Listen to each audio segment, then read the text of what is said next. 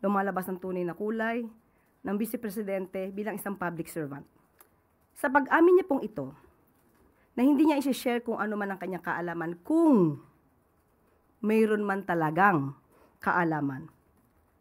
Dahil nga sa ayaw niyang pagtulong sa ating Pangulo. Ito ay nagpapakita ng isang makasarili.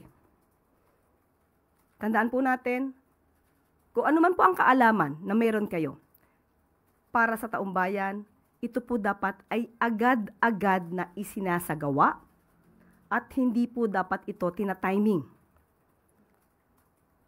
Hindi ba na po naiisip ng Vice Presidente ang kapakanan ng taong bayan, lalo na po yung iba ay nahihirapang bumili ng bigas kahit na nga po mababa ang presyo ng bigas.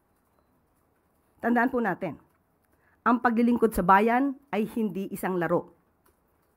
Ang gobyerno, ang bansa ay hindi isang malaking playground. Huwag naman po sana maging asal bata ang Vice Presidente.